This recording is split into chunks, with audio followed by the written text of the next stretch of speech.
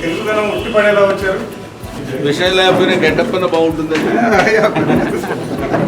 నమస్కారం అండి, అందరికీ నమస్కారం అమ్మా.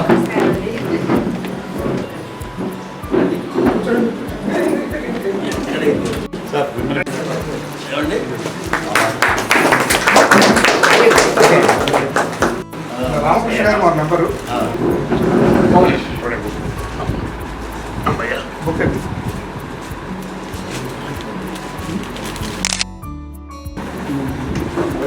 స్మాల్ మొమెంట్ ఆఫ్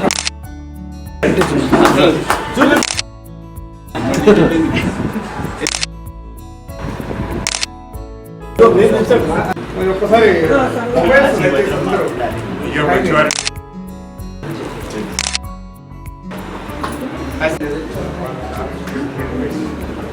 ప్రముఖ సినీ నటులు, పత్రికా సంపాదకులు, రచయిత, నాటకకర్త, రంగస్థల నటులు.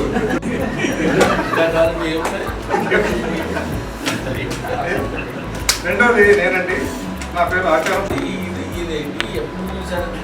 బాగా మంచి సన్నిహితుడు, ప్రఖ్యాత వ్యంగ్య చిత్రకారుడు, అవిభక్త ఆంధ్రప్రదేశ్ శాసనసభ కార్యాలయంలో చేశారు. ఇది తైలవర్ణ చిత్రాలు తెలంగాణ శాసనసభలో వాళ్ళ ప్రాంగణంలో ఉంది. చిట్యాల వినోబ అంబాజీ గారు, ఈయన అద్భుత తైలవర్ణ చిత్రకారుడు సార్. ముంబైలో, పార్లమెంటులో, ఢిల్లీలో, పెద్ద పెద్ద నగరాల్లో వాళ్ళ గ్యాలరీలో వీరి వర్ణ చిత్రాలు ఉన్నాయి. అలాగే మన రవీంద్ర భారతిలో, శాసనసభ ప్రాంగణంలో కూడా వారి చిత్రాలు ప్రదర్శిస్తున్నారు. మధుసూదన శర్మ ఇది తెలుగు వారికి ఉన్న సంగీత నిధి. టాకీ సినిమాల పాత రికార్డుల అవతరణ నుంచి తెలుగు, హిందీ, ఇంగ్లీష్ సినిమాల రికార్డులన్నీ వీరి యొక్క విధంగా ఉన్నాయి. ఈ మ్యూజికాలజిస్టు అకౌంట్స్ జనరల్ ఆఫీసులో అధికారిగా పనిచేసి పదవి చేశారు. రఘునాథ రెడ్డి గారు వృత్తిరీత్యా సాఫ్ట్వేర్ ఇంజనీర్ అయిన సంగీత అభిమాని, ఎన్నో రికార్డులు పొందుపరిచారు. సొంతంగా గ్రామ్ఫోన్లు, సౌండ్ నామ్స్లతో సహా వారు తయారు చేస్తారు. మంచి మెకానికల్ ఇంజనీర్. గబ్బిడి కృష్ణమోహన్ గారు, వీరు రక్షణ శాఖలో గోపనీయ పరికరాల నిర్మాణం అంటే కాన్ఫిడెన్షియల్ ఇంజనీర్గా పనిచేశారు. పీజీ వుడ్ హౌస్ రచనలన్నింటినీ అనువాదం చేశారు. అంకుల్ డైనమైట్, తర్వాత ఆపద్ Bandhavi, common errors in English, సరదాగా మరికాసేపు అనేటువంటి కృష్ణమోహన్ గారు రచించినటువంటి వాటిలో కొన్ని. శంకర రామకృష్ణ గారు మన ఇంట్లోనే, వాళ్ళ ఇంట్లోనే మనం ఇప్పుడు సమావేశం జరుపుకుంటున్నాం. ఉన్నతాధికారి పదవి విరమణ చేశారు. వారి సతీమణి శాస్త్రీయ సంగీతం నేర్చుకున్నారు. సంగీత అనంత పద్మనాభరావు గారు, వీరు ప్రసార భారతి ఢిల్లీలో అడిషనల్ డైరెక్టర్ జనరల్గా పదవి విరమణ చేశారు. ఎన్నో గ్రంథాలు రాశారు. సంగీత విమర్శ, స్నేహశీలి. అదేపల్లి శ్రీమన్నారాయణ గారు, వీరు ఎలక్ట్రిసిటీ బోర్డులో అధికారిగా పదవి విరమణ చేశారు. స్వయాన గాయకుడు, సంగీత అభిమాని. సంతోష్ వర్మ, ఆయన హెరిటేజ్ బుక్స్లో ఉద్యోగిస్తారు, సంగీత ప్రియుడు. తర్వాత లలితవాణి గారు, ఈమె తెలుగులో డాక్టరేట్ తీసుకున్న ఈవిడ ప్రస్తుతం చిలుకూరు ప్రభుత్వ కళాశాలలో విజేత.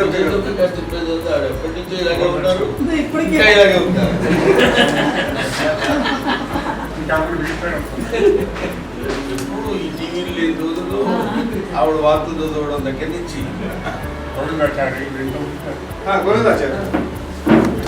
ఆయన కూడా మంచి సింగర్ సార్, ప్లేబ్యాక్ సింగర్. ఇప్పుడు మనకి ముఖ్య అతిథి గారిని కూడా పరిచయం చేయాల్సిన కాదు. ఒక రెండు మాటలు ఏ అక్కర్లేదు. నా గురించి మీరు బయట చేస్తే తెలియనాడు ఎవడన్నా ఉన్నాడేమో నా డౌట్. కాబట్టి ఏ అక్కర్లేదు. ముఖ్యంగా వారు హాస్పిటల్ అనేటువంటి సంగతి మీకు అందరికీ చెప్పాల్సిన అవసరం లేదు.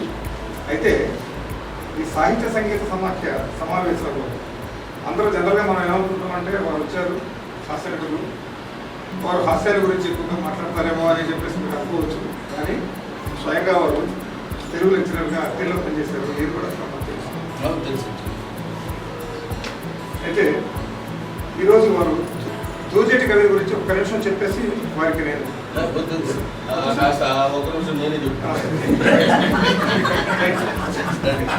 ఎందుకంటే మళ్ళీ చెప్పాలంటే నేను 5 నిమిషాలు అందులో ఒక నిమిషం నేను తీసుకుంటే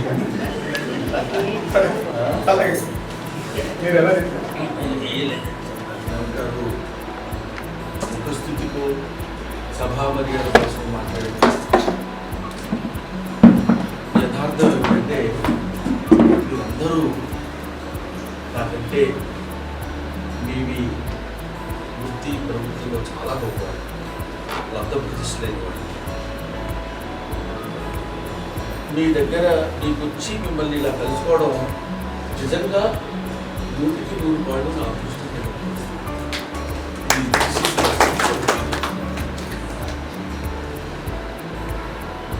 ఏదైనా ఆ సమయాన్ని నువ్వు క్రోడీకరించుకుంటే ఆ సమయం అంతా ఎంతైతే సమకూర్తుందో అది నీ వయస్సు.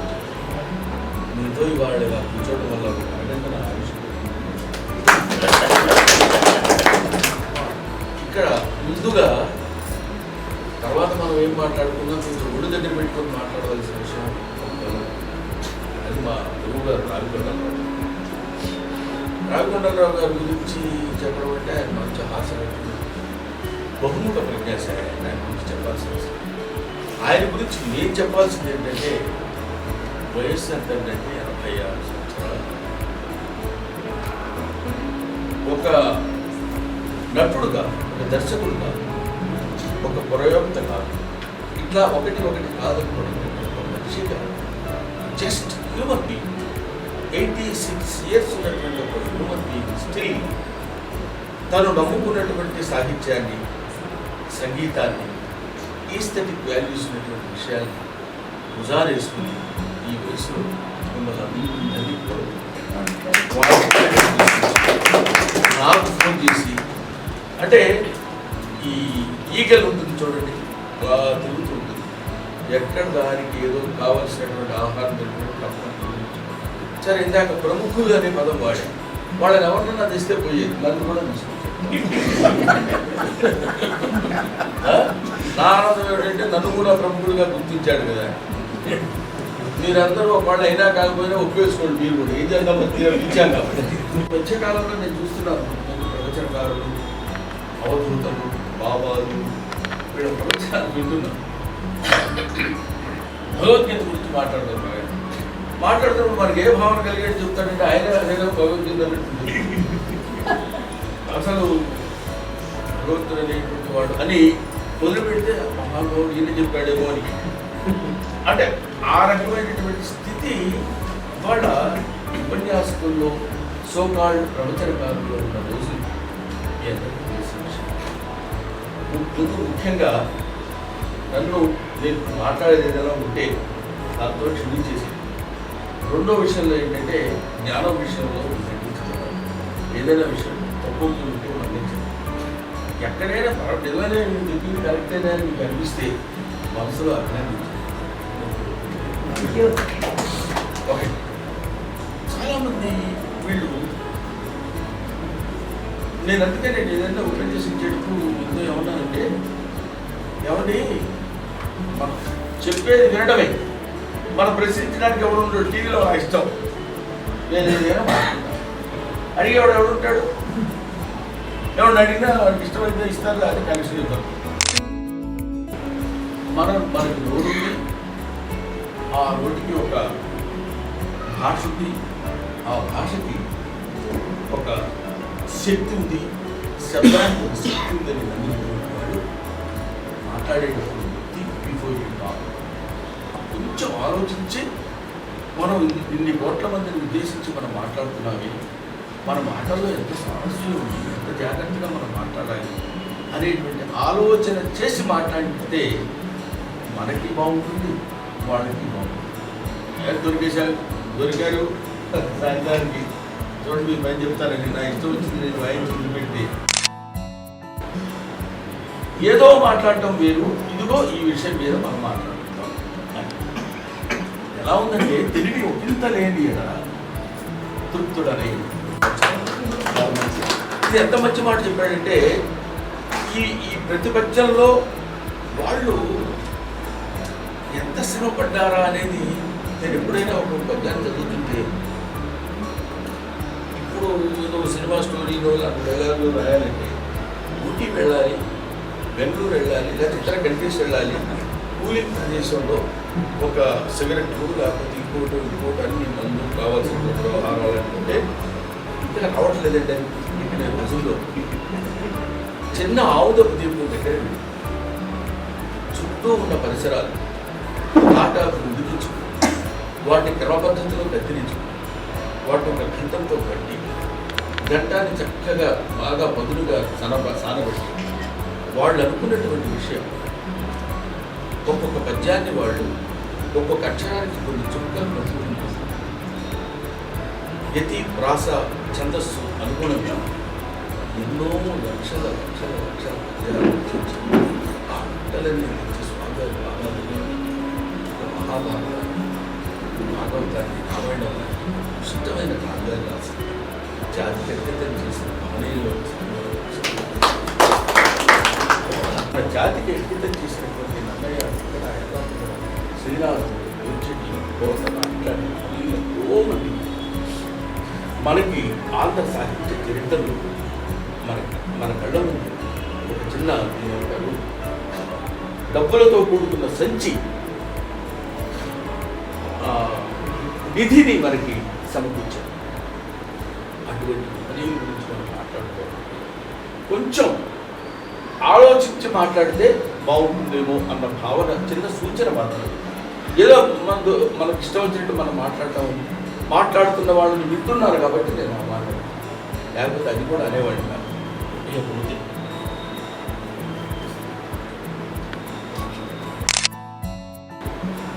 ఇవాళ ఏం మాట్లాడతారండి అని అడిగారు. అడగలమ్మా, ఎందుకు అబద్ధం చెప్పండి, మీరు ఏదైనా మాట్లాడండి అని ఆయన అన్నారు. నేను దూర్జటి గురించి మాట్లాడతాను అన్నా. ఆంధ్ర సాహిత్య చరిత్రలో ఆంధ్ర వాంగ్మయంలో చాలామంది గొప్పవాళ్ళు మహానుభావులు ఉన్నారు. నేను దూర్జటినే ఎందుకు సెలెక్ట్ చేసుకున్నానంటే, ఒక బంగారు పోతున్నారు మహానుభావులు ఎంతమంది ఇటువంటి ఆణిముత్యాలు చెప్పిన వాళ్ళు ఉన్నారు. అటువంటి వాళ్ళందరి గురించి చూసుకుంటూ ఇందులో ఒక సూక్ష్మమైనటువంటి విషయాన్ని ప్రస్తావించి చెప్పినటువంటి మహనీయుడు దూర్జటి గురించి. దూర్జటికి ఎక్కువ ప్రాచుర్యం లేదు. ఎందువల్ల అది దానికి సమాధానం నేను మాట్లాడటం అయిపోయిన తర్వాత మీకే తెలుస్తుంది.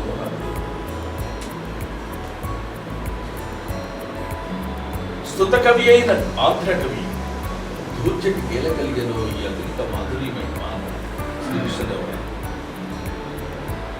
ఆయన శ్రీకృష్ణదేవరాయల వాడి చేత స్థుతింపబడినటువంటి వ్యక్తి దూర్జటి.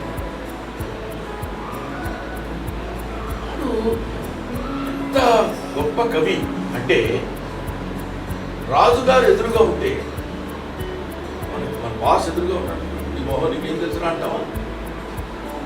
మన బాస్ అనగలవా? అనలేదు.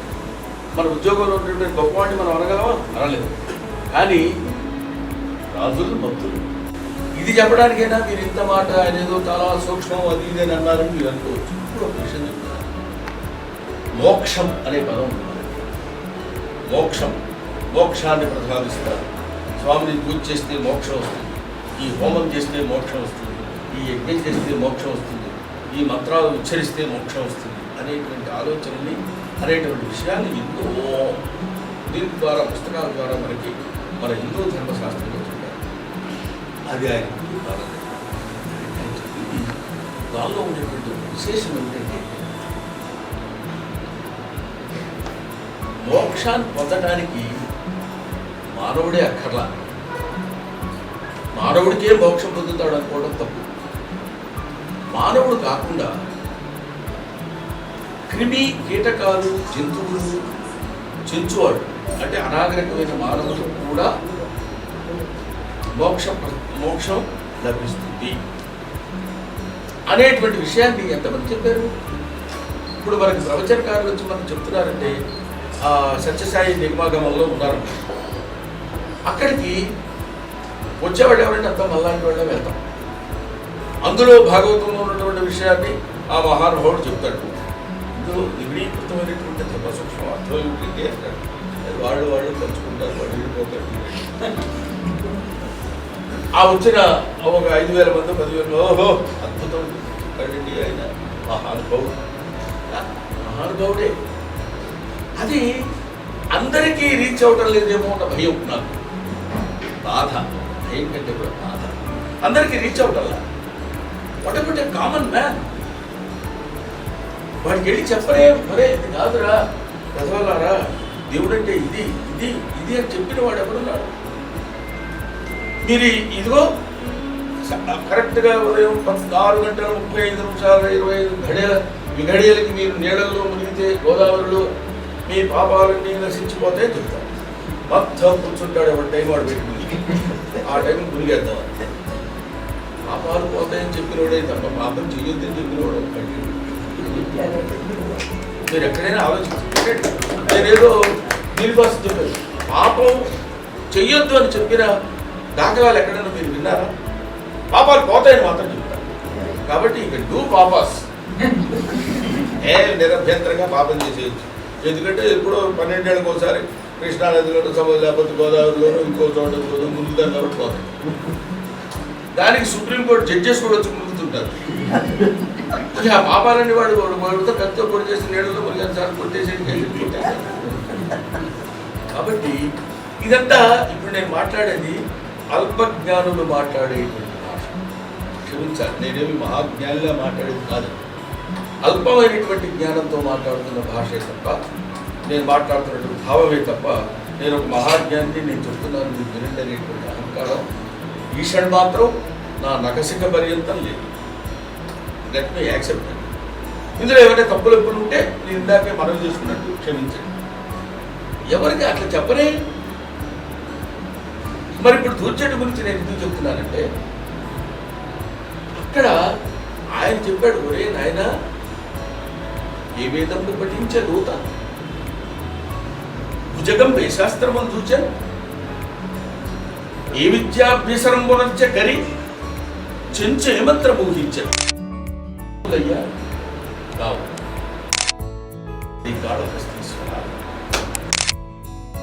దూత సాలెపురుగు ఏ వేదంపు పఠించే దూత భుజగం వేశాస్త్రమును చూచాను. వావు ఏ శాస్త్ర కరి అభ్యాసం చేసింది తెలుసు.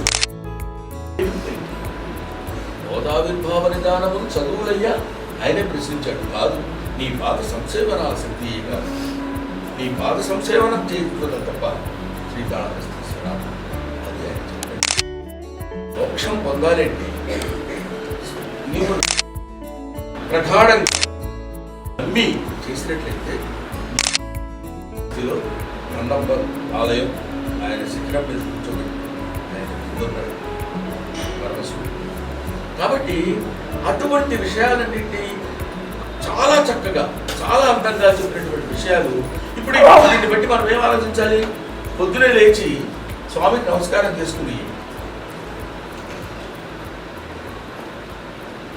మళ్ళీ సాయంత్రం పడుకునేటప్పుడు స్వామికి నమస్కరించుకుంటే చాలు. ఇంకెందుకు మిగతావన్నీ?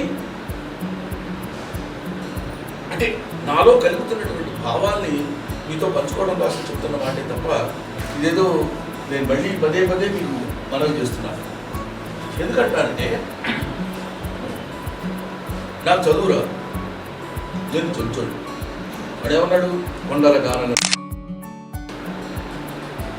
కొవ్విన పందుల లేడ దుప్పులను చిన్నక పెద్దక కారుకమ్మగా ఉండు నీకు చెప్పుడనేలా నాకుండు ఒక ఆనతీక. వాడు పాప కొవ్విన పందుల్ని లేడని దుప్పులు మాంసం తీసుకొచ్చి నీకు వండి పెడతాం, కారుకమ్మగా వండు తెరిచట ఇచ్చట్లుండనేలా. నాకు మళ్ళీ వేరే మాట చెప్పొద్దు, నువ్వు నాతో పాటు రా అంటాడు. శివుడికి మాంసం పెట్టారా పెడుతున్నావు? ఆయన పదార్థం. అటువంటిది వాడు ఇంకా ఇన్ని దాన్ని ఏమంటారు, పులులు సింగములు కాసం పెట్టాడు కుట్టనంటాడు. కల్జూఫి క్రీడీల ఏ అసంకటి ఇల్లు నీ ఆకున్నచో కూడు నీళ్ళే చుట్టంబులు తెచ్చిపెట్టదు. నీకు దేటికే లింగమా? నీకు ఆకలిస్తే గోధుమోడు పెడతాడయ్యా. పులులు ఈ అరణ్యం నా మాట విను. అందులో మనం చూడాల్సింది ఏంటంటే వాడు ఏం పెడతానన్నాడు, ఇక్కడ ఎందుకు ఉంటానన్నాడు, శివుడితో ఏం మాట్లాడన్నాడు అనేది కాదు. How much commitment towards God, how much that strong involvement towards God, towards భక్తి ఈజ్ అది ఆయన కౌంట్ చేస్తాడు. నాకు అనిపిస్తుంది ఒక్కోసారి నేను ఆలయానికి వెళితే, అయ్యా మీ గోత్రం ఏమిటి, మీ ఇదేమిటి, మీ నక్షత్రం ఏమిటి అని అడుగుతారు వాడు. నేను పలానా నక్షత్రం పలానా, నేనెవడో నా బతుకేంటో వాడికి తెలియదు. పుట్టించిన వాడు వాడండి, మీ ఫాదర్ తెలియదు, అది వేడు. మీకు జన్మనిచ్చిన వాడు వాడు. వాడి దగ్గరికి వెళ్ళి, దేవాలయం అంటే ఏమిటి? లయము అంటే కలిసిపోవడం. దేవాలయం అంటే దేవుళ్ళో కలిసిపోవడం. దేవాలయానికి వెళ్ళొస్తున్నామంటే దేవుళ్ళో ఒకసారి తాదాత్మ్యత చెంది ఆయన దగ్గరికి వెళ్ళి నమస్కరించుకొని మళ్ళీ నేను తిరిగి వచ్చానని తెలుసుకోవడమే. అటువంటి దేవాలయానికి మనం వెళ్ళినప్పుడు ఇవన్నీ ఎందుకు అని నేను చెప్పింది కాదు. అదిగో దూర్జట్టు ఏ వేదము పఠించారు,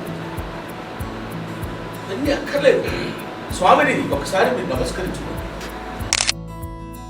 మనున్నట్లో ఎరింగే సదా కాంతలు పుత్రులు అర్థములు తనువు నిక్కంబంచు మోహార్ణవ భ్రాంతి చెల్లించుగాని అన్నాడు. అంతా మిథ్య. తలంచి చూస్తే జాగ్రత్త చూసుకోండి. ఏమిటి? ఏమీ ఉండదు. అయ్యో మా ఆవిడ లేకపోతే నేను బతకలేను, చచ్చిపోదే వీడు గోడే మరి బాగుంటుంది. ఇది యథార్థం, ఇది సత్యం, ఇది truth. Philosophy is nothing but truth.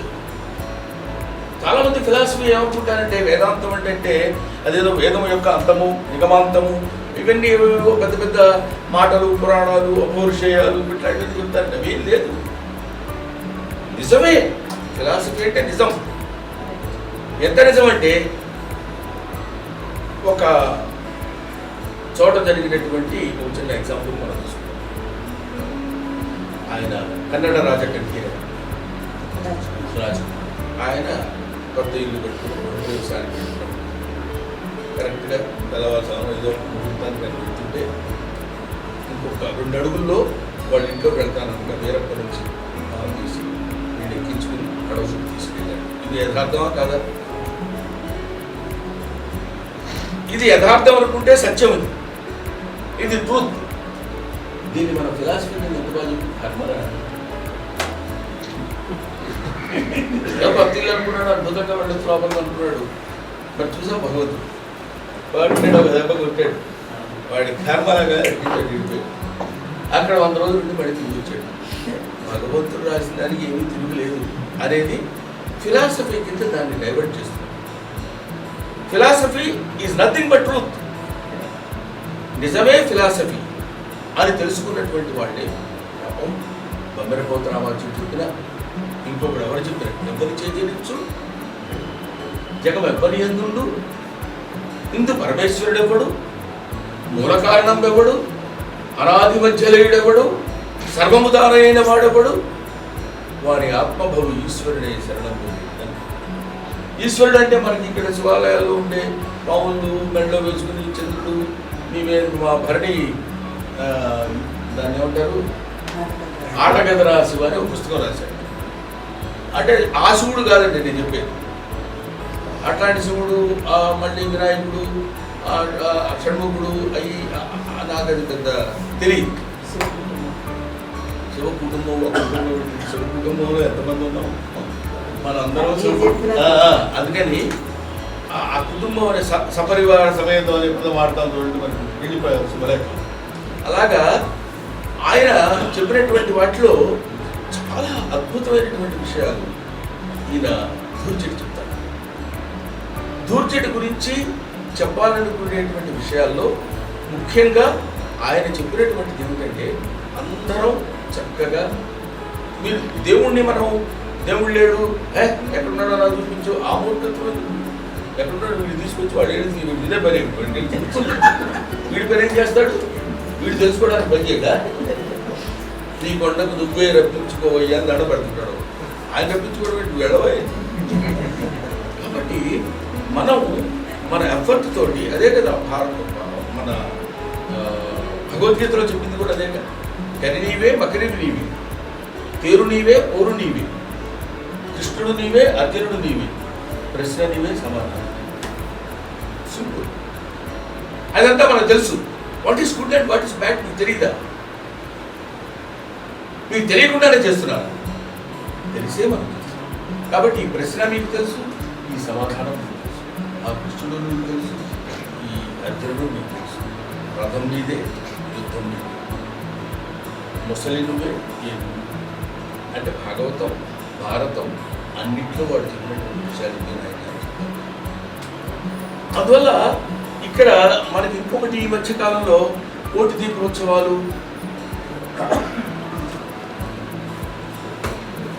లక్ష దీపోత్సవాలు 1 లక్ష అంటే 1 కోటి అన్నాడు 1 కోటి అంటే 1 కోటి కాదు 5-6 కోట్లు ఉన్నాయని ఇంకొకటి అన్నాడు అది పెడుతున్నాం ఎందుకంటే సరే అదొక దాని గురించి మాట్లాడడం అనేది మన డైవర్షన్ వస్తుంది కానీ ఒక్క విషయం మాత్రం ఇక్కడ చెప్పాల్సింది ఏంటంటే దీపం అంటే తమసోమ జ్యోతిర్గమయ మృత్యోర్మ అమృతంగమయ అసతోమ శబ్దమయ అన్నాడు గౌతమ్ దానిలో దీపం గురించి వాడు చెప్పింది ఏమిటంటే అతను కాంతిలోకి చీకటి నుంచి కాంతిలోకి తీసుకెళ్ళాడు ఏ కాంతి గురించి చెప్పాడంటే కొందరు చెప్తాడు నాకు తెలుగు సాహిత్యంలో అత్యంత ఇష్టమైనటువంటి కవి బమ్మెరపతి ఇటువంటి పద్యాలు ఉందండి తర్వాత మళ్ళీ ఎప్పుడన్నా మళ్ళీ బాగానే ఉంది మనం కలుసుకుందాం అన్నప్పుడు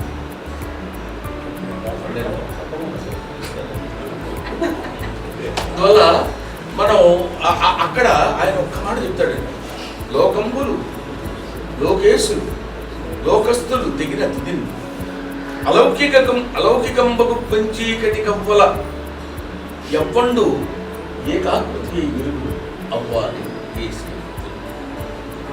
ఇక్కడ పాయింట్ ఏమిటంటే మిగతాదంతా పద్యం బాగా చెప్పాడు లోకాలు లోకస్తులు లోకంలో ఉండేవాళ్ళు వాళ్ళు పరిపాలించే రాజులు మొత్తం తెగిన తుది నశింపు పోయిన తర్వాత అలౌకికంబగు లోకరహితమైనటువంటి అలౌకికంబగు పెను చీకటి కవ్వాల మామూలు చీకటి కాదు పెను చీకటి కళ్ళు కూర్చున్నా కనపడుతున్నట్టు పెను చీకటి కవ్వల ఎప్పుడు ఏకాకృతి అక్కడ వెలుగు ఎప్పుడు ఏకాకృతితో అలా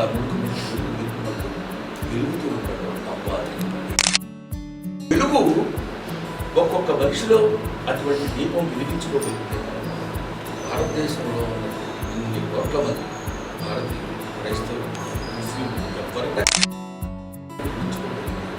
ఈ కాంతి అంతా ఎక్కడి నుంచి వస్తుందబ్బా అని చూస్తాను ఒళ్ళప్పగించి చూస్తాను ఏమిటి కాంతి ఎక్కడి నుంచి వస్తుంది అటువంటి కాంతిని మనం మన వరకు మన ప్రయత్నంతో మనం అటువంటి కాంతిలో నడవాలి అటువంటి తమసోమా జ్యోతిర్గమయాలి తర్వాత ఈ మనకు కావాల్సినటువంటి ఊర్జని చెప్పిన విధంగా మనందరం ఎక్కువ ప్రాధాన్యత అటు కాకుండా స్వామికి ఎక్కువ ప్రాధాన్యత ఇస్తుంది స్వామికి మనం ఇచ్చేటువంటి స్వామికి మనకి మధ్యలో గాలి కూడా చొరబడినంతటి భక్తిభావం ఉండాలని చెప్తారు అటువంటి భక్తిభావంతో ఉండగలిగినప్పుడు పరమేశ్వరానుగ్రహం తప్పకుండా పెరుగుతుంది పరమేశ్వరానుగ్రహం కలిగినప్పుడు అదే మోక్షం ఈ పని నేను చేయలేదు స్వామి చేయించాడు అని అనుకోగలిగినప్పుడే మీకు ఒక అద్భుతమైనటువంటి శక్తి మీలో శక్తి వస్తుంది ఒకతను నన్ను అడిగాడు చాలా ఈ డిస్కషన్ చూసిన తప్పుడు ఏంటంటే ఇందాక మాస్టర్ చెప్పినట్టు ఆ బ్రహ్మానంద గారు ఇచ్చారంటే ఏదో కాంతి చేస్తాడు అని అనుకునే రోజుల్లో నన్ను ఒకతను అడిగాడు ఏమండి ఇది దేవుడు అంటారు అది అంటారు ఏదో ఒకసారి ఎక్కడ ఉన్నాడో చూపించండి ఎట్లా లేడు అన్నాడు ఇక నేనేం చెప్తాను నేను అన్నాను ఉన్నాడు, లేడని మీరు ఎలా అంటాడు? ముందు పుట్టే శబ్దం ఉన్నది, ఆ తర్వాతనే లేడు అనే శబ్దం పుట్టింది. శబ్దంలో మనం తెలుసుకునేటువంటి విషయం. ముందు సుబ్బారావు ఉన్నారండి అని అడుగుతాం, లేరండి అంటారు. లేరండి అంటే సుబ్బారావు అనేటువంటి ఒక వ్యక్తి ఉన్నాడు, వాడు ఇంట్లో ఉన్నాడా లేదా అనేది తర్వాత విషయం. కాబట్టి అటువంటి ఆలోచన మనం చేయగలిగినాం. మన ఆలోచన విధానాన్ని సక్రమమైనటువంటి మార్గంలో మనం పెట్టుకోగలిగాం. ఇది ఎందుకంటే ఈ ప్రమాదంలో దేవుడు లేడు దేవుడు లేడు అంటారు అని, దేవుడు ఉన్నాడు లేడని కాదు. ఇలాంటి పిచ్చి పిచ్చి ఆలోచనలతోటి స్వామిని పాపం బంధించి ఆయనకి ఎటేళ్లలో ఊపిరాడకుండా చేసి మనకు కూడా డౌట్ మనకి ఇంకో ఉందండి. ఒకళ్ళు కాదు, ఇద్దరు కాదు, కనుక్కొని 50 మందో 100 మందినో పెట్టారు మినిమం దేవాలయ సముదాయం. అది ఇట్లా ఎవరో అడిగితే నీకు రెస్ట్ పెట్టిపోతున్నావు ఎలా అన్నాడు పెద్ద ఆయన, నాకంటే పెద్ద ఆయన వయసు. అంటే నేను అన్నాను, రెస్ట్ పెట్టిపోయినా పర్వాలేదండి, ఒక అంటే విజ్ఞానం పైకి వచ్చేటప్పుడు కొన్ని బ్రష్ పెట్టిపోతాయి. ఎట్లా బ్రష్ పడిపోతున్నావు నువ్వు అని అడిగితే, ఇదేమిట్రా దేవుడు అనే శిష్యుడు గురువు గారు ఎవరంటే శిష్యుడిని నశింపజేసేవాడండి అన్నాను నేను. శిష్యుడిని నశింపజేయడం శిష్యుడు బుద్ధిలోకి తీసుకురావాలి కదా అన్నాడు. కాదండి, శిష్యుడు అనేవాడు ఒక విత్తనం, వాడు గురువు గారి దగ్గరికి వెళ్తాడు. ఆ విత్తనాన్ని మనం భూమిలో వేస్తాం, నీళ్లు వేస్తాం. నీళ్లు పోసిన తర్వాత మట్టి నీళ్లు రెండు కలిసి ఆ విత్తన పైభాగాన్ని మొత్తాన్ని తింటాయి. ఆ తర్వాత అందులో నుంచి చిన్న అంకురం, ఒక చిన్న మొలక వస్తుంది. అదే విజ్ఞానాంకురం. ఆ విజ్ఞానాంకురాన్ని ప్రసాదించేవాడే గురువు కాబట్టి అటువంటి విజ్ఞానాంకురాన్ని ఇచ్చేటువంటి ఏ గురువైనా మనకేదో మామూలుగా చెప్తున్నప్పుడు మంచి గురువులు దొరుకుతారు కానీ మంచి శిష్యులు దొరకడం కష్టం. వాడు ఆ శిష్యుడు తర్వాత ఏమవుతాడో తెలియదు, కానీ మంచి గురువు గారంటే ప్రసిద్ధి చెందినటువంటి వాడు మనకు దొరుకుతాడు కదా. ఇట్లాంటి గురువుల దగ్గర ఇలాంటి శుశ్రూష చేసి కొన్ని పరిస్థితుల్లో కొంత విజ్ఞానాన్ని మనం సంపాదించుకోగలిగినప్పుడు నీకు కలిగినటువంటి ఆలోచన విధానాన్ని దాన్ని సక్రమైనటువంటి మార్గంలో పెట్టుకుంటూ స్వామివారి వైపు నీకు వెళ్ళగలిగితే దేవుడు నీకు ఇచ్చినటువంటి మార్గాన్ని అలా ఇస్తున్నాడు. ఒక మంచి మార్గాన్ని మనకి ఇచ్చాడు. కళ్ళకి గంతలు పెట్టుకున్న గుర్రం గమ్యాన్ని ఎలా జరుగుతుంది, మనకు కూడా స్వామి మార్గంలో పెట్టాడు. చెప్పి సర్వోపగతి ఎందెందుకు చూసిన ఇబ్బంది ఇది అందరికీ తెలిసిన పద్యం. కానీ ఎంత అద్భుతంగా చెప్పాడంటే అందులో ఒక సాహిత్య మర్మం ఉంది. ఇందుకరడు అందులేడని సందేహం వలదు గౌడికైనా తెలుసు. ఇందుకరడు అందులేడని సందేహం వలదు చక్రి సర్వోపగతుండు ఎందెందు వెదకి చూచినా అన్నాడు. సెర్చ్ ఊరికి ఎందెందు మంది నాకు కనబడితే ఉన్నాడు చూసుకోండి అంటే కుదరలా. ఎందెందు వెదకి చూచిన అందందు గరడు వెతుక్కోవాలి. అంతేగాని నాకు కనపడలేదంటే ఎందుకు కనపడతాడు, ఎలా కనపడతాడు? నీ కృషి ఏది? ఆయన కనపడటం, నువ్వు ఆయన చూడటం కోసం నువ్వు చేసేటువంటి శ్రమ ఏది? అందుకని ఎందెందుకు వెతకి చూచిన అందందే కరడు. ప్రతి వాళ్ళం మనం మన శక్తి కొద్ది మనం స్వామిని అనుగ్రహింపజేసుకోవాలంటే ఆయన మోక్షం అంటే వేరే కొంచెం నేను ఈ పని నాది కాదు, అంతా ఆయనే చేయిస్తున్నాడు అని తెలుసుకోవడం మోక్షం. ప్రత్యేకంగా మోక్షం అంటే వేరే ఎక్కడి నుంచో మనం కట్టలు కట్టుకొని వస్తుంది, ఆ పార్సల్ మనం ఓపెన్ చేసి కొరియర్ సర్వీస్లో వస్తుందని అనుకోవాల్సిన అవసరం లేదు. మనం ఏమి చేయకూడదు. ఇవాళ నేను ఇక్కడికి వచ్చి మీతో కలిసి మాట్లాడుతున్నాను. ఇది నేను సెల్ఫ్ మేడ్ మ్యాన్ అంటున్నాడు. సెల్ఫ్ మేడ్ మ్యాన్ ఎవడు కాదు, పెద్దవాడు గొప్పవాడు అని అనుకుంటాడు. కుదరద్దు. ఆ కుదరటం అనే పదంలోనే ఉంది స్వామి. అటువంటిది కొంతమందికే ఆ అవకాశాన్ని మనకు కల్పిస్తాడు. అటువంటి అవకాశం కూడా నాకు కల్పించాడు. ఇది కల్పిస్తాడని నేను అనుకున్నానా? నేను ఏదో రకంగా గురువు గారు మీ వాళ్ళ దగ్గరికి వస్తానంటే నాకు ఏదైనా అరేంజ్ చేయండి అని నేను అడిగారా? ఇవి పరమేశ్వర సంకల్పాలు అంటాం. అందువల్ల ఆయన్ని మనం ఎక్కడా దీనికి తోడు మన సామరస్యం సామరస్యం అనేది ఉండదు, రిలీజియస్ టాలరెన్స్. అది మనకి పాపం హిందువులకి ఓల్డ్ ఉంది, అంటే మనకు అక్కర్లేనంత ఉంది. ఒక మాటలో చెప్పాలంటే దానికి ఒక వీక్ స్కిల్ పోతుంది.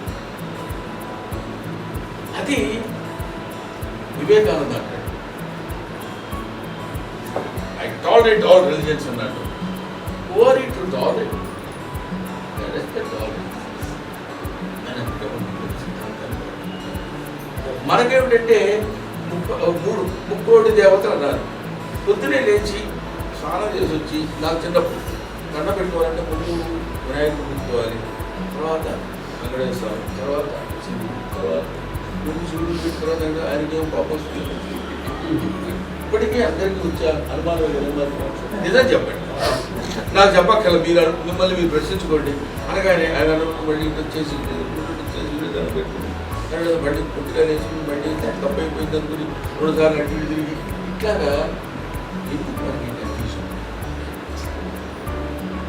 ఈయన నేను నమ్ముతున్నాను, ఆయనే ఒక కుర్రాడు ఉన్నాడు, వాడు వీటి పొద్దున వస్తాడు, సార్ రావుగారు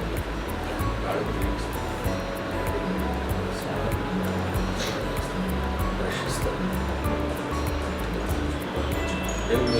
అమ్మా ఎవరు వచ్చారు అని చెప్పి ఆ భోజనాలు ఆ టిఫిన్ వాళ్ళు తింటారు. తిన్న తర్వాత మళ్ళీ ఆయన లేచి అక్కడ బయటకు వెళ్ళేటప్పుడు బట్టలు తీసుకొని వచ్చేస్తారు,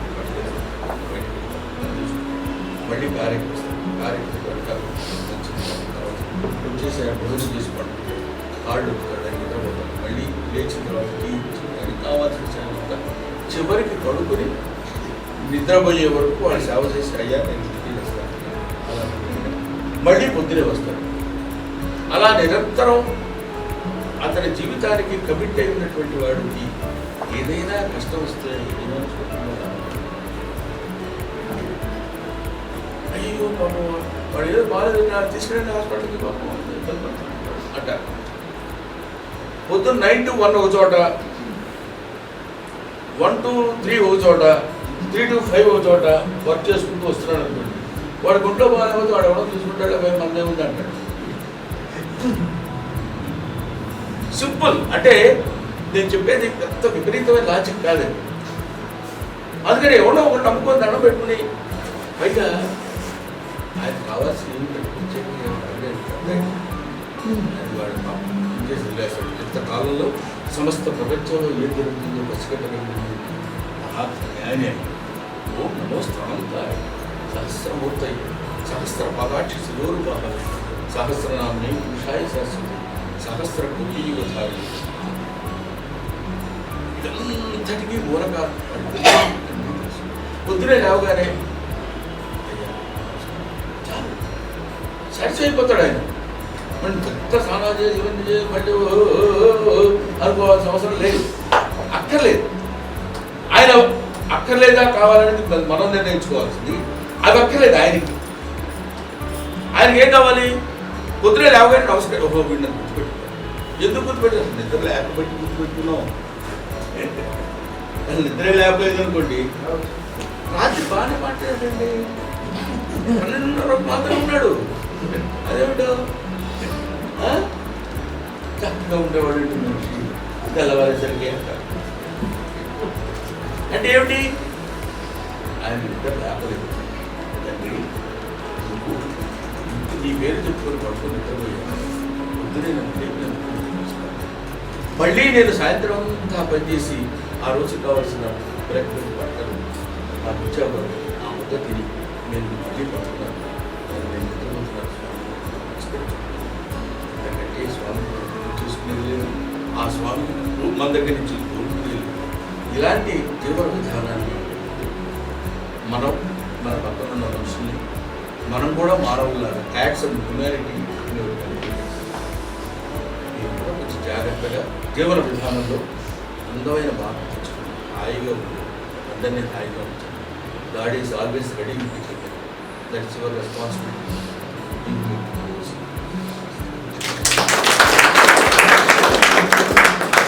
చాలామందికి మీరు మంచి మాటలు టీవీలో కానీ వేదికల మీద కానీ ఎక్కడైనా రాసే అవకాశం కానీ ఉండి మీరు అవకాశం ఉంటే మీరు ఎందుకు దాన్ని యూటిలైజ్ చేసుకుని నుంచి మాటలు చెప్పకూడదు అని నా ప్రశ్న. అంటే అవకాశం వస్తే తప్పకుండా యూటిలైజ్ చేయాలని కోరుకుంటున్నాను. నేను already my experiences with God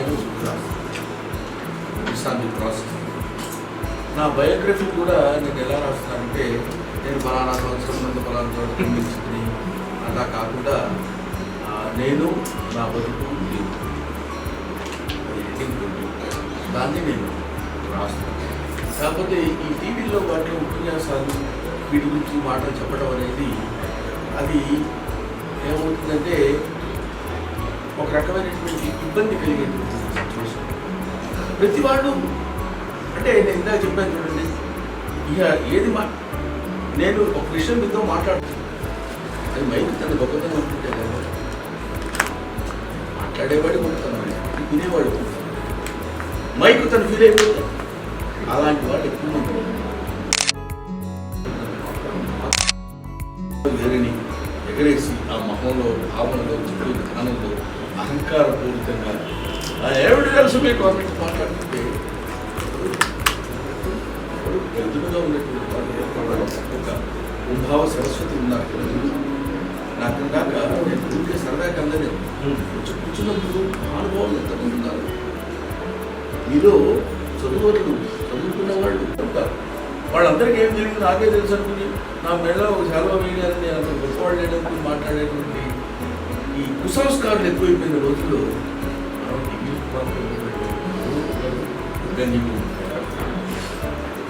అనేటువంటి ఆలోచనతో నేను ఎక్కువ బుచ్చు కథ చూపించుకున్నాను. అంతే తప్పండి. నాకు ఇదిగో నా మిత్రుడు ఉన్నాడు అక్కడ, గోపాలరావు. అతను కొంచెం నాస్తిక స్వభావం ఉన్నవాడు. ఆయన నాకు మంచి మిత్రుడు.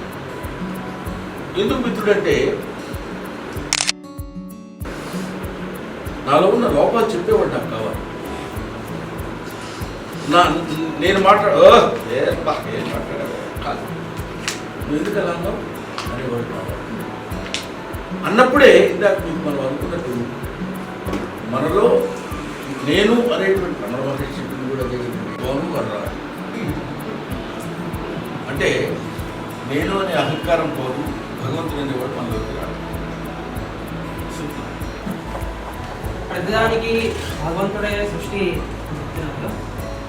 ఇప్పుడు ఈ తిరుపతి ఇలాంటి దేవాలయాలలో ఇలాంటి బ్రేక్ దర్శనాలు, ఈ దర్శనం, ఆ దర్శనం, స్పెషల్ దర్శనం, ఈ కోట ఆ కోట అని చెప్పి ఇంత లైన్లో ప్రతిదానికి ఒక రేట్ సరే ఇవన్నీ క్రియేట్ చేస్తున్నారు. ఇంట్లో భగవంతుడిని ఫోటో దగ్గర దండ పెట్టుకున్నా అయిపోతుంది. జనాలందరూ ఇంతగా ఎందుకు ఎడిక్ట్ అవుతున్నారు. అండ్ ఇంకోటి టీవీలో సరే అందరూ శ్రమించాలి ఉండొచ్చు, ఆయన ప్రవచనాలు. భగవంతుడు అంటే మనం చేసేది తప్ప రైట్ అనేది మనకైతే తెలుసు కదా.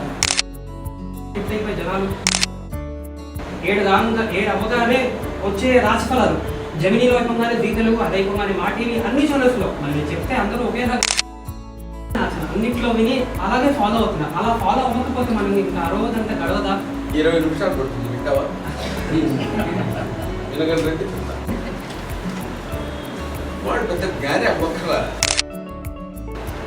కాబట్టి ఒక ఆవిడ ఎవరో కూడా వచ్చి చెప్తున్నారు ఈ మధ్య లేడీస్ కూడా అంటే మళ్ళీ మీరందరూ లేడీస్ చెప్పకూడదా అని మీరు తీసుకురావాలి. అంటే కథానాయక మొల్ల రామాయణం రాసింది కాబట్టి ఆ స్త్రీల యొక్క జ్ఞానాన్ని గురించని కాదు. ఆవిడ చెప్పిన దానిలో అని అనిపించగలిగితే స్త్రీ పురుషుడు నపుంసకుడు అనే ఆలోచన కూడా అర్థం. ఎందుకంటే మన భారతంలో చెప్పినటువంటి సాక్షాత్తు భీముడు వాడు అస్త్రసన్యాసం చేసింది నపుంసకుడిని చూసే. కాబట్టి ఎవరి వాల్యూ వాడికి ఉంటుంది. శ్రీశ్రీ అంటాడు, ప్రపంచంలో పనికిరాని వస్తువు అంటూ ఏది లేదయ్యా, ఆగిపోయిన గడియారం కూడా సార్లు నిజమైన సమయాన్ని చూపిస్తున్నాను. ఆగిపోతుంది 6 గంటలకు, ఉదయం 6 గంటలకు కరెక్ట్ టైం చూపిస్తుంది, సాయంత్రం 6 గంటలకు కరెక్ట్ టైం చూపిస్తుంది. సో దాన్ని ఏమంటారు, you can criticise an old man because you know what he is. Don't criticise an young man because you don't know what he is. వాడి తర్వాత ఏమవుతాడో తెలియదు, వాడి ముందే మనం అనకూడదు.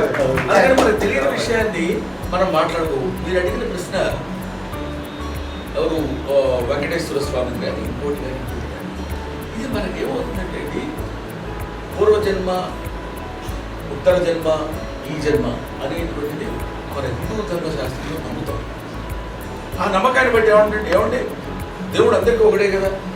వాడేమో 250 రూపాయలు పెడితే వాడేమో ముందు తీసుకెళ్తున్నారు, ఓ మినిస్టర్ని ముందు తీసుకెళ్తాడు, వాడు పర్వతం ఇదే మనం అనుకుంటాం. ఇవి ఈ జన్మవి కాదు, పోయిన జన్మ సంస్కారాన్ని పెట్టి వాడికి ఈ దర్శనాన్ని భగవంతుడు ఇస్తున్నాడు తప్ప వీడు కల్పించేది కాదు అని ఉంటున్నది తప్ప.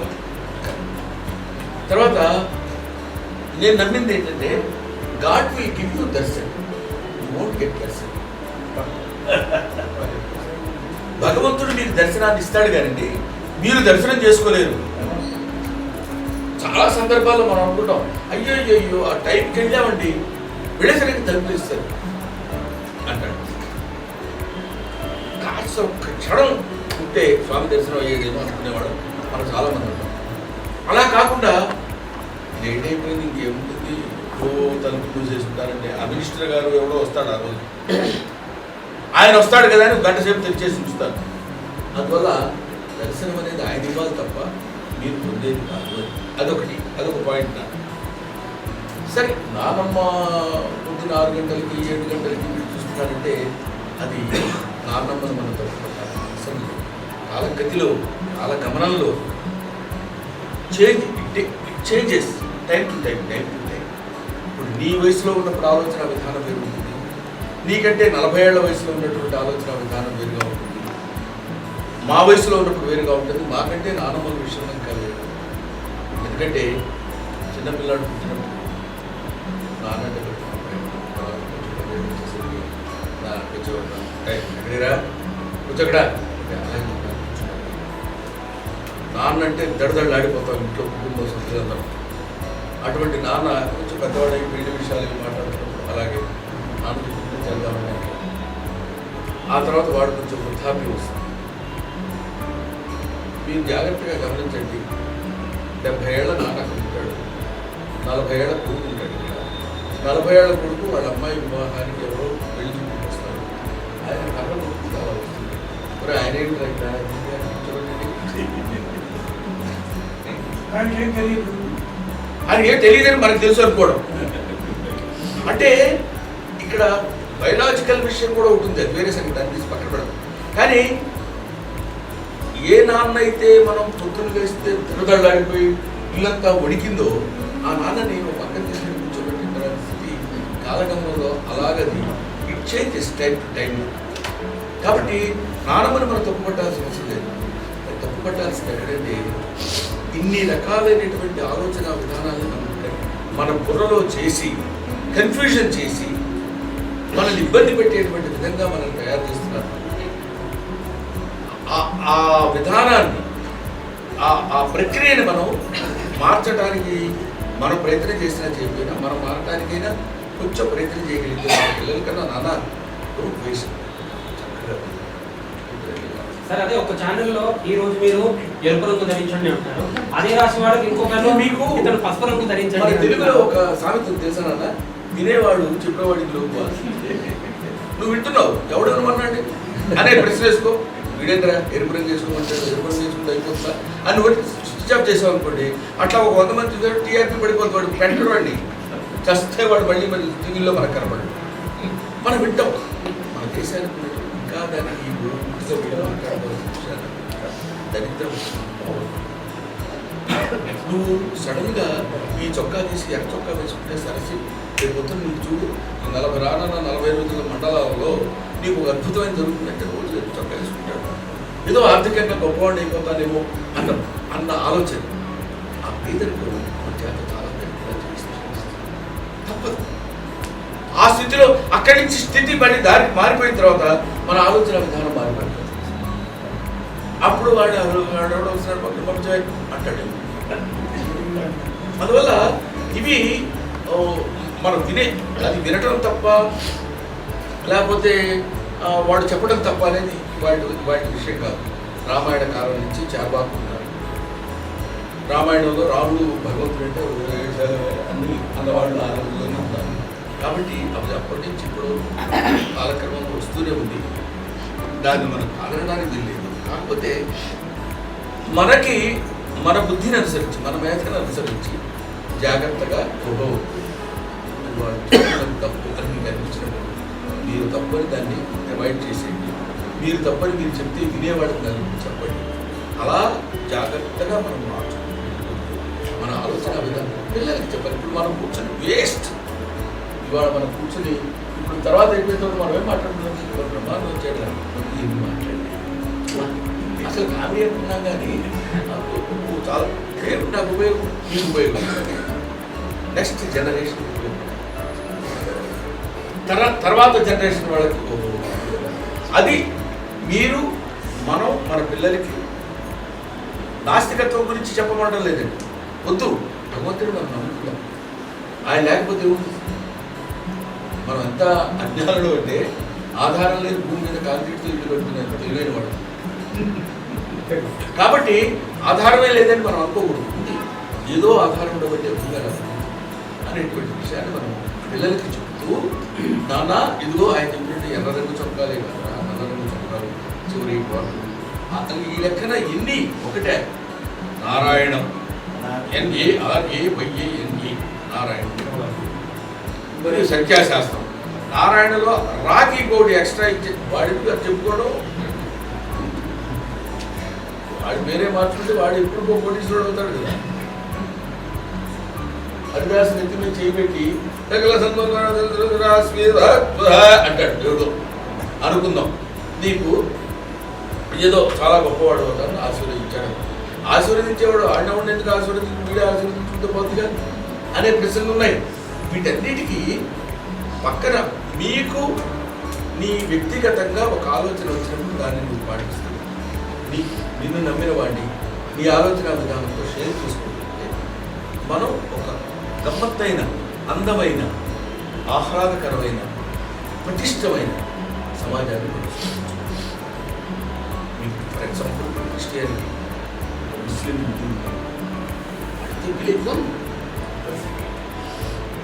they don't have. ఇది ఎందుకుందంటే ఈ సమాధానం మనం ఇవ్వాలి కాదు.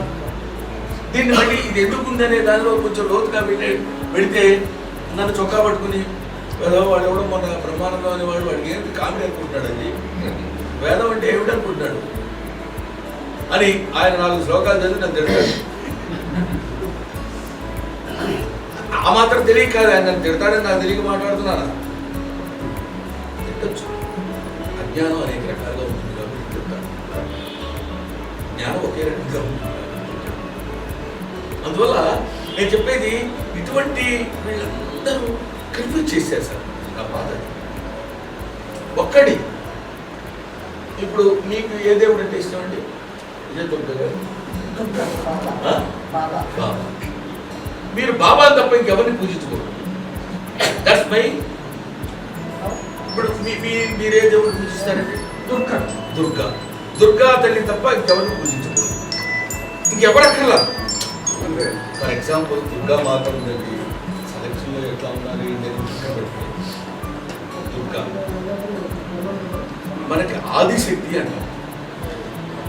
ఆదిశక్తి యొక్క పుత్రుడు బ్రహ్మ, విష్ణు, మహేశ్వరుడు. ఆదిశక్తి అంటే ఇంగ్లీష్లో ఏమంటారు? First power. ఆది అంటే ఫస్ట్, పవర్ అంటే శక్తి. ఫస్ట్ పవర్నే ఆదిశక్తి అంటారు.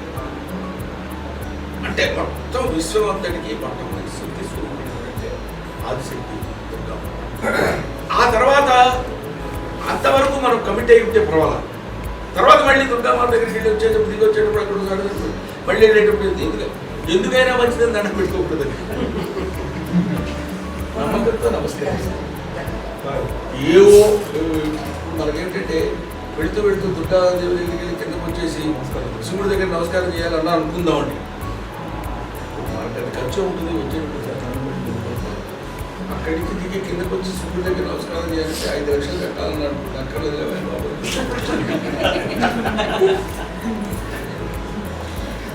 భార్యామూలం కృషిమూలం సాయి వేదం మూలం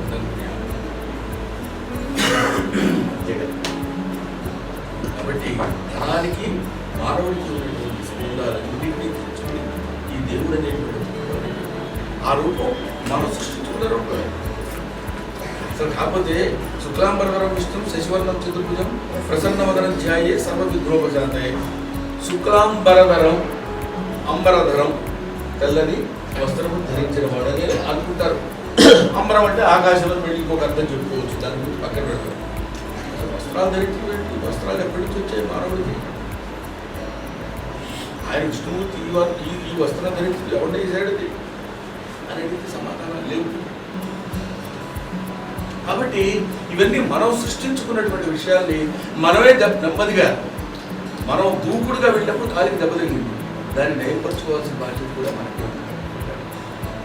ఆ దూకుడు స్వభావాన్ని మనం కూడా కాలి కట్టుకుంటూ కట్టుకుంటూ నడుస్తారా ఏమవుతుంది అనుకోవచ్చు. తర్వాత పిల్లలు తర్వాత తరం వాళ్ళు కొందరు వాళ్ళు దూకుతూ నడవదు, వాళ్ళని విజ్ఞానం చేయాలి.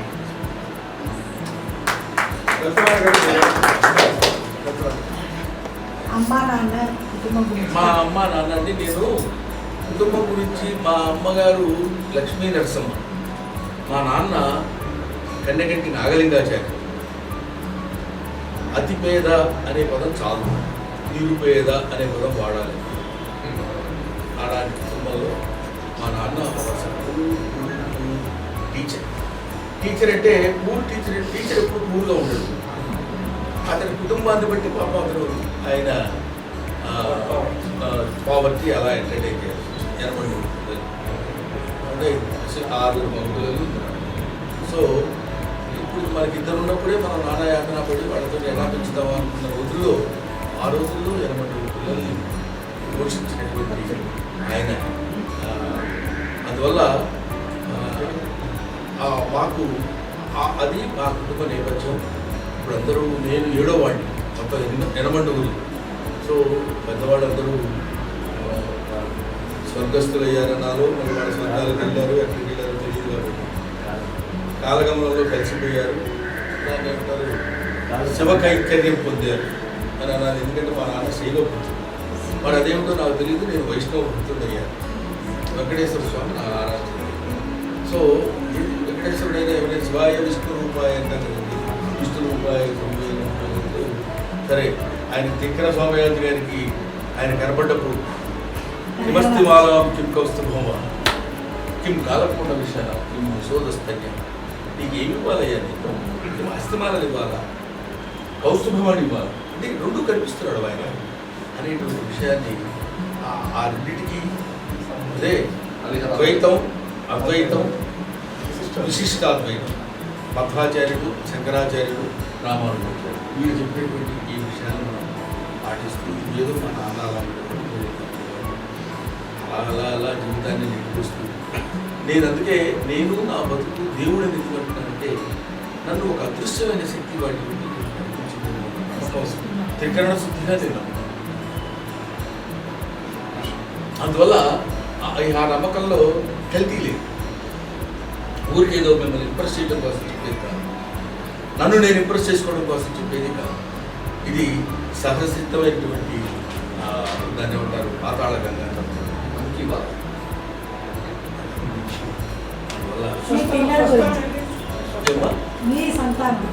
నాకు 2 అబ్బాయిలు. 2 అబ్బాయిలు. ఒక అబ్బాయి ఏమో హీరోగా చేస్తున్నారు, గౌతమ్ సిద్ధార్థ్ అని నేను పేరు పెట్టుకోవడానికి రీజన్ ఏమిటంటే, నాకు గౌతమ్ బుద్ధుడు అంటే ఇష్టం.